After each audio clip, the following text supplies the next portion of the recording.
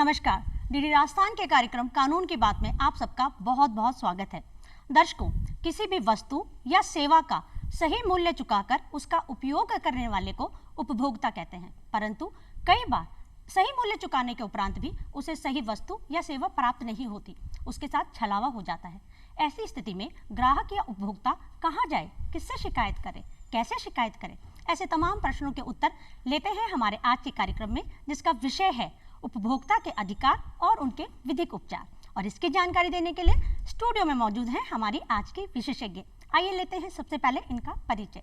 आप हैं डॉक्टर चेतना जी। डॉक्टर चेतना जी, आपका हमारे आज के कार्यक्रम में बहुत बहुत स्वागत है। तो दर्शकों, कार्यक्रम को आगे बढ़ाते हैं और लेते हैं हमारे कार्यक्रम का सबसे पहला प्रश्न डॉक्टर चेतना जी से। डॉक्टर चेतना जी, आपसे जानना चाहती हूँ, जैसा कि आपने अभी विषय ही जाना है, उसी से आपको एक आइडिया लग गया है कि हम आज उपभोक्ता और उन अधिकारों पर बात करेंगे। तो सबसे पहले उपभोक्ता कौन होता है और उसके अधिकार कौन कौन से हैं? अभी आपने स्वयं भी बताया, जो व्यक्ति किसी वस्तु और सेवा को मूल्य चुकाकर अपने उपयोग के लिए खरीदता है वह उपभोक्ता है।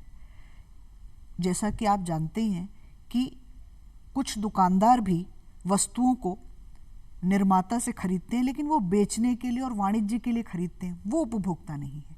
इसके अलावा जो भी कोई व्यक्ति जिसने वस्तु खरीदी है उसकी अनुमति से उस वस्तु का या सेवा का प्रयोग करता है, उपयोग करता है, वह भी उपभोक्ता है। जैसे कि आप अपने बच्चे को चिकित्सक के पास ले गए और उस बच्चे का उसने इलाज किया, पैसा पिता ने चुकाया, तो वो बच्चा भी उस सेवा का उपभोक्ता हो गया जी। इसके अलावा अभी आपने पूछा कि उनको क्या क्या अधिकार प्राप्त हैं। देखिए, जो भी उपभोक्ता है जो वस्तु या सेवा का उपयोग कर रहा है, उसे सुरक्षा का अधिकार है, सूचना का अधिकार है, चुनाव का अधिकार है।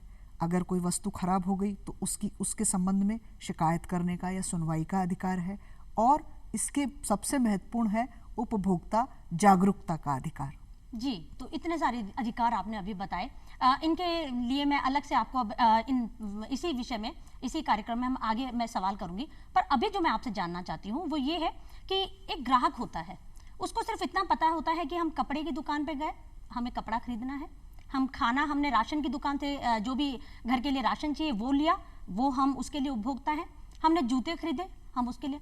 तो क्या इसके इतर भी कोई और भी क्षेत्र हैं जिसमें उपभोक्ता अगर मूल्य चुका रहा है तो वो उपभोक्ता की श्रेणी में आता है? हाँ, वह बहुत अच्छा सवाल है। जैसे वस्तु तो आप सब खरीदते ही हो कि खाने पीने का सामान खरीदा, फल खरीदे, दूध खरीदते हैं, घी खरीदते हैं, राशन का सामान है, कपड़ा है, जूता है, ये तो रोज़मर्रा की ज़रूरत की चीज़ें आप खरीदते हैं। इसके अलावा जो हम सेवाएं खरीदते हैं उसके भी हम उपभोक्ता हैं, वो भी उपभोक्ता के क्षेत्र में आती हैं। जैसे कि आपने रेल से यात्रा की, आप टिकट चुकाते हैं और रेल से यात्रा करते हैं। फिर चिकित्सक की सेवाएं लेते हैं, आप उसको फीस देते हैं और अपना इलाज कराते हैं। पोस्ट ऑफिस में चिट्ठी डालते हैं। इस तरह की जो और भी सेवाएं हैं, बस से यात्रा करते हैं, तो ये जो सेवाएं हैं जहां मूल्य चुकाते हैं, ये सेवाएं भी उपभोक्ता की श्रेणी में आती हैं। जी, मतलब किसी भी चीज़ का मूल्य चुकाया जा रहा है और उसके एवज में अगर हम कोई सेवा ग्रहण कर रहे हैं तो ग्रहण करने वाला उपभोक्ता है। बिल्कुल जी। अब क्योंकि ये तो बहुत विस्तृत क्षेत्र हो गया है एक उपभोक्ता का, तो उपभोक्ता के अधिकार कौन कौन से हैं मुख्य रूप से, वो हमारे दर्शकों को आप बताइए। सबसे पहला अधिकार तो उसका सुरक्षा का अधिकार है। आप जो वस्तु बाजार से खरीद रहे हैं या जो सेवा खरीद रहे हैं, उससे आपके जीवन को कोई हानि ना हो। ऐसा कोई प्रोडक्ट कोई भी विक्रेता नहीं बेच सकता जिससे कि आपका स्वास्थ्य खराब हो जाए, उसमें कोई हानिकारक चीज़ हो, या कोई सेवा इस तरह से आपको सेवा, जैसे आपने मसाज कराया, अपना मालिश कराया, उसको इस तरह से करे कि कोई आपका कोई वेन ही बीच में टूट गया। तो ऐसा कोई भी जो भी हम चीज़ खरीद रहे हैं वो हमारे जीवन के लिए सुरक्षित होनी चाहिए। दूसरा अधिकार है सूचना का अधिकार। अब हर उपभोक्ता को ये जानने का अधिकार है कि इस जो भी मैं सामान खरीद रहा हूँ या सेवा खरीद रहा हूँ वो किस तरह की है, उसमें क्या क्या चीज़ है।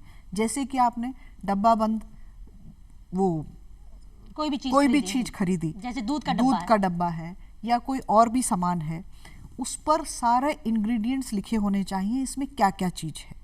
टॉफ़ियाँ खरीदते हैं बच्चों के लिए आप, उस पर लिखा होना चाहिए कि हम इसमें क्या क्या चीज़ मिलाई गई है। फिर उसकी कीमत क्या है, उसकी शुद्धता क्या है, उसकी गुणवत्ता क्या है, उसका वज़न क्या है। जब आप पैकेट खरीदते हैं तो उसमें पता होना चाहिए 100 ग्राम है, 200 ग्राम है, क्या वजन है, फिर उसकी कीमत क्या है।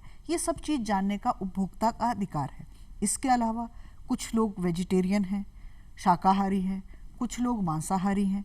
तो जो शाकाहारी व्यक्ति है वो मांसाहारी चीज़ नहीं खाना चाहता है, तो उसको ये भी पता होना चाहिए कि इसमें कहीं कोई मांसाहारी चीज़ तो नहीं मिली हुई, कोई अंडा तो नहीं मिला हुआ, या कोई ऐसा इंग्रेडिएंट तो नहीं मिला हुआ जो मेरे स्वास्थ्य के लिए हानिकारक है या जो मैं अपनी धार्मिक आस्थाओं की वजह से नहीं खाना चाहता हूँ। तो ये हुआ सूचना का अधिकार।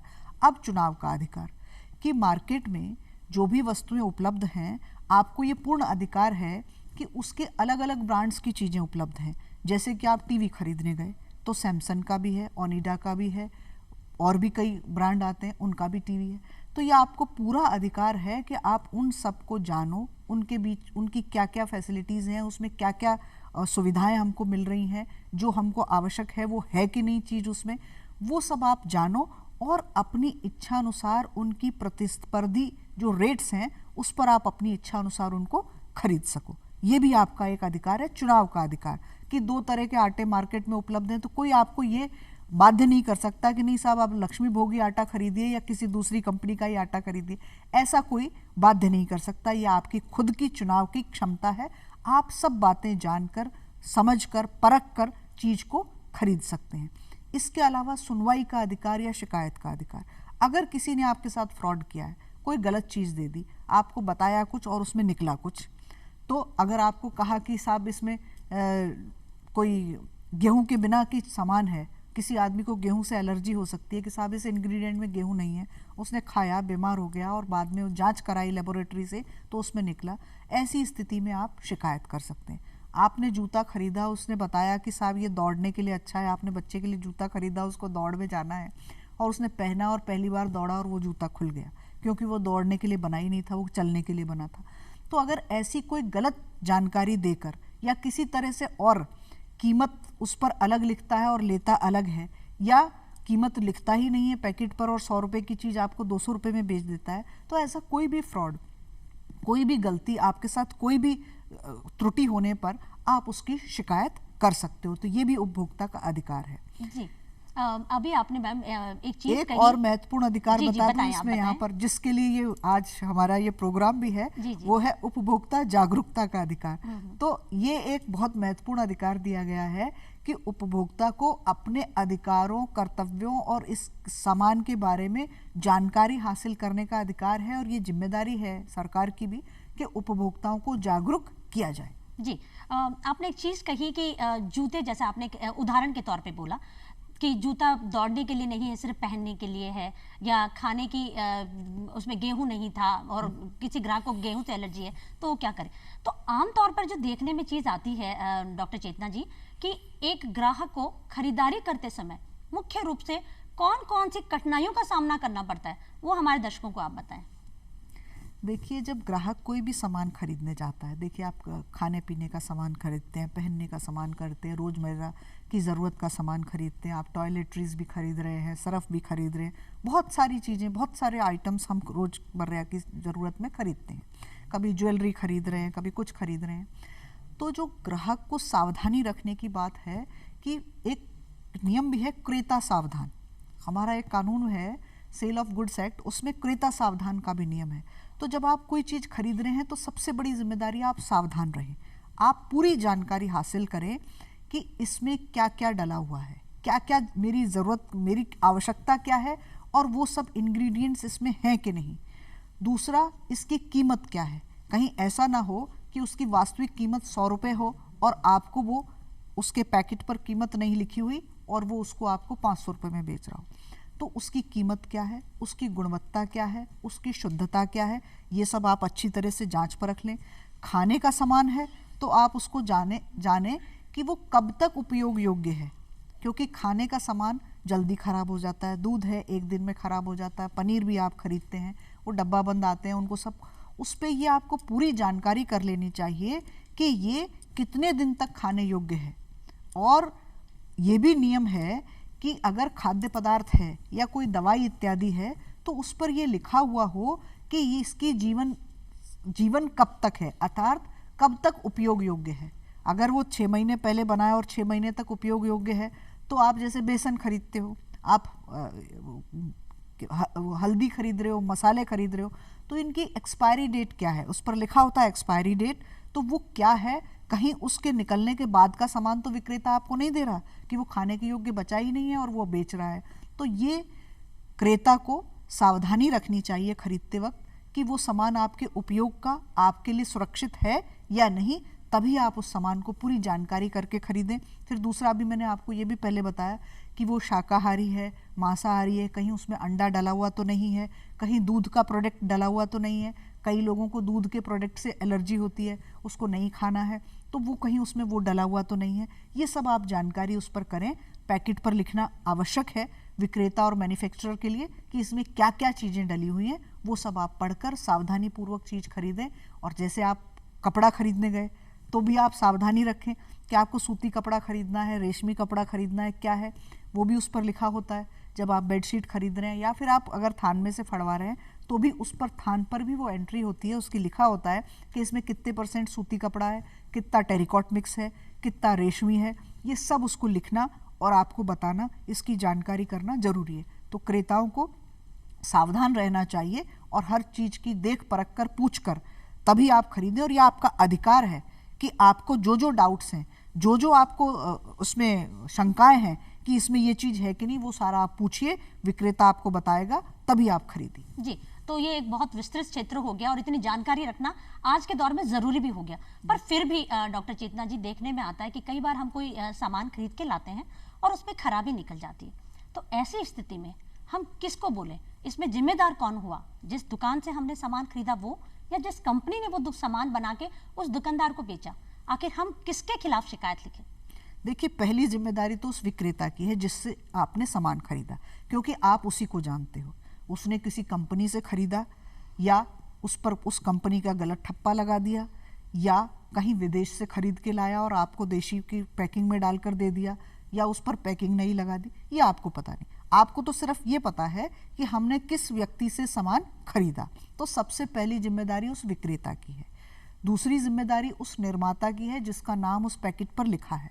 तो अब हो सकता है उस पैकेट पर उसका पूरा एड्रेस नहीं हो या गलत एड्रेस हो, तो आप उसको पार्टी बना सकते हैं। लेकिन पहली और महत्वपूर्ण और सबसे पूरी जिम्मेदारी उस विक्रेता की है कि वो उसके खिलाफ आप शिकायत कर सकते हैं। तो मतलब हम लोग अगर ग्राहक के साथ कुछ होता है तो वो जाके सीधा दुकानदार के खिलाफ शिकायत कर सकता है। बिल्कुल, आप ये कहना चाह रहे हैं? बिल्कुल। वो पहले दुकानदार को शिकायत करेगा कि आपने ये सामान मुझे गलत दे दिया, ये उसकी जिम्मेदारी है, वो बदल कर दे या आपका पैसा वापस करे। और नहीं करता है तो आप कोर्ट में, संबंधित कोर्ट में जो उपभोक्ता न्यायालय बने हुए हैं उसमें आप शिकायत कर सकते हैं। अच्छा, एक चीज बताइए डॉक्टर चेतना जी, एक होता है रेट लिस्ट, ठीक है, जो राशन की दुकानें जो होती हैं, कंट्रोल के राशन की, वहां तो ये चस्पा होती हैं, पर अमूमन बाकी राशन किराना की दुकानों पर ये नहीं होता है, पहले होता था।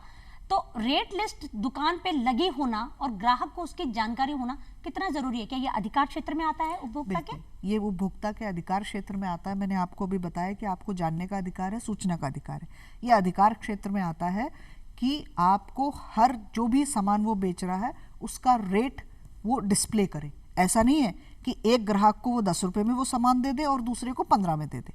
वो रेट लिस्ट वहाँ लगी होनी चाहिए और ग्राहक को पता होना चाहिए इसका ये कीमत है और वो अपनी ज़रूरत के अनुसार उस सामान को खरीद सकता है। ये उसका पूर्ण अधिकार है। जी, अच्छा, बिल कई बार ये जो दुकानदार होते हैं ये नहीं देते हैं, ऐसी स्थिति में बिल लेना भी क्या अधिकार क्षेत्र में शामिल है? बिल्कुल, आपको बिल अवश्य लेना चाहिए, अदरवाइज अन्यथा आप उसके खिलाफ कोई कार्रवाई नहीं कर सकते। आपके पास कोई प्रूफ नहीं है कि आपने इस एक्स आदमी से सामान खरीदा या वाई विक्रेता से सामान खरीदा, तो बिल लेना आपकी जिम्मेदारी है।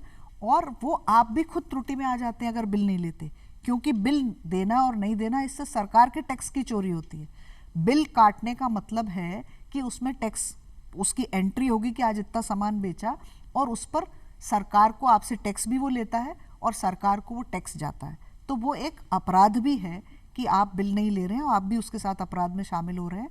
तो ये आवश्यक रूप से सुनिश्चित करें कि बिल लेकर ही सामान खरीदें। अगर कोई विक्रेता आपको मना करता है तो आप उससे सामान नहीं खरीदें और उसकी शिकायत भी कर सकते हैं। जी, अभी तक मैं खुद इस चीज से अनभिज्ञ थी कि बिल लेना इतना जरूरी है और हम एक टैक्स चोरी का हिस्सा बनते जा रहे हैं। बिल्कुल जी, मैं आगे से मैं तो खुद ध्यान रखूंगी। डॉक्टर चेतना जी, मेरा अगला सवाल आपसे ये है कि अभी आपने एक चीज कही कि एक दिनांक लिखी होती है कि ये इतने दिनों तक खाया जा सकता है, इतने दिनों, तो ये जो एक्सपायरी डेट और मैन्युफैक्चरिंग डेट जो उसका कि किस तारीख पे ये बना और किस तारीख तक ये उपभोग के योग्य है, ये क्या होता है और ये कितना जानना जरूरी है किसी भी ग्राहक के लिए?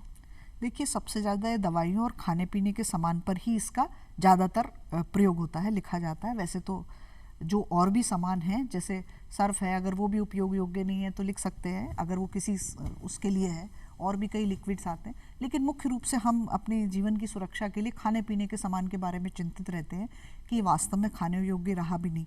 आप गाँवों में, घरों में सब जगह देखते हैं कि आपने दूध रख दिया, अगर सुबह 1-2 दिन तक पड़ा रहा या अगले दिन तक वो फट जाता है, खराब हो जाता है। तो ऐसे खाने पीने के सामान की एक निश्चित जीवन अवधि होती है, तो ये लिखना ज़रूरी है। क्योंकि जैसे आप खाने पीने की सारा ही सामान हम तो बाज़ार से खरीदते ही हैं कि हमने कोई बच्चों के लिए सेरेलैक खरीद रहे हैं, कोई मैदा खरीद रहे हैं, सूजी खरीद रहे हैं, दालें खरीद रहे हैं, अगर बहुत पुरानी है तो खाने के योग्य नहीं रहती, उसमें कीड़ा हो जाता है कुछ भी। और दूध के प्रोडक्ट हैं, कोई आप मिठाई खरीदते हो, तो ये सब चीज़ें, इनके लिए ये लिखा होना जरूरी है कि किस दिन बनी, अन्यथा आपको कैसे पता चलेगा। ब्रेड आप रोज खरीदते हो, 4 दिन पुरानी ब्रेड है, आपको नहीं पता है, उसने दे दी, आपने ले ली। तो हर मैन्युफैक्चरर्स की ये जिम्मेदारी है, कानूनन उसके ऊपर ये ऑब्लिगेशन है कि वो ये जो भी सामान बनाया जाता है उस पर लिखे कि किस दिन बनाया गया और इसकी जीवन लीला कितनी है और इसकी एक्सपायरी डेट कितनी है। और आपको ये जानने का पूर्ण अधिकार है। आप सावधान बनिए और इसको जान परख कर ही इसको खरीदिए सामान। मतलब जब एक्सपायर हो जाए कोई चीज, उसके बाद हमको वो उसे बिल्कुल नहीं उपयोग में नहीं लेना चाहिए, क्योंकि वो उपयोग योग्य नहीं बची है और आपके जीवन के लिए और आपके स्वास्थ्य के लिए हानिकारक हो गई। जी, डॉक्टर चेतना जी, मैं आपसे एक चीज और जानना चाहती हूँ। अभी अभी आपने एक बात कही थी कि किसी में अंडा है या नहीं, किसी खाद्य पदार्थ में कोई नहीं खाना चाहता, या आजकल एक वेगन करके एक चीज और चल रही है ना, कि लोग दूध से बने हुए जो प्रोडक्ट होते हैं उनका भी सेवन बंद कर रहे हैं, या कोई सिर्फ शाकाहारी है। तो बहुत बार दुकान पे जाते हैं, कोई होता है मेरे साथ में अगर, तो वो सिर्फ प्रोडक्ट उठाता है, देखता नहीं ये नहीं ले जाएंगे, इसमें अंडा है। तो ये देखते ही कैसे पता चल जाता है? क्योंकि मैंने देखा कि एक लाल निशान, एक हरा निशान, इस तरह के कुछ निशान अंकित होते हैं। तो इन निशानों को देख के कैसे पता चल जाता है कि ये हम खा सकते हैं, नहीं खा सकते?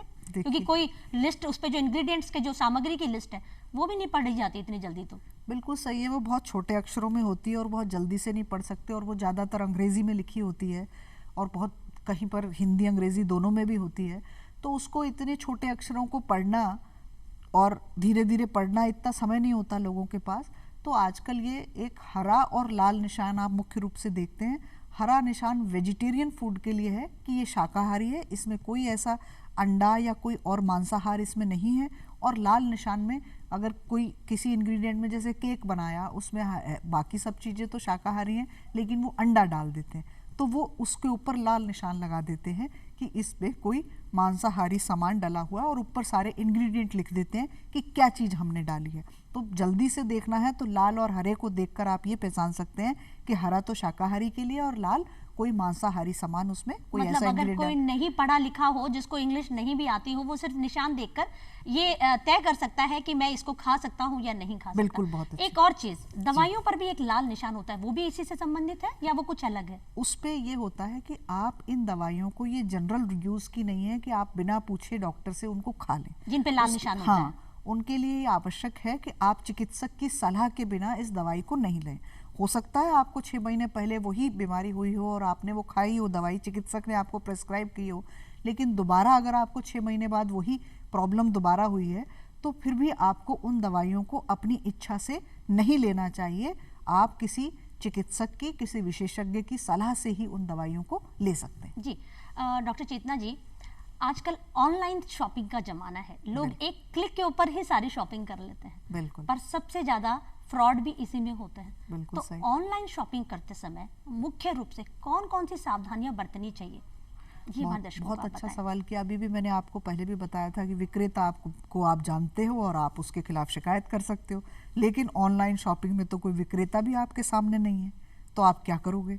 तो इसलिए जब आप ऑनलाइन शॉपिंग करते हो तो पहले तो उस प्रोडक्ट के सारे इंग्रेडिएंट्स जांचो, जो व्यक्ति उसको बेचने की आपको ऑफर दे रहा है उस पर ऑनलाइन, उसके बारे में जानकारी करो कि वास्तव में ये कंपनी है भी कि नहीं है, कहीं फ्रॉड ही तो नहीं है।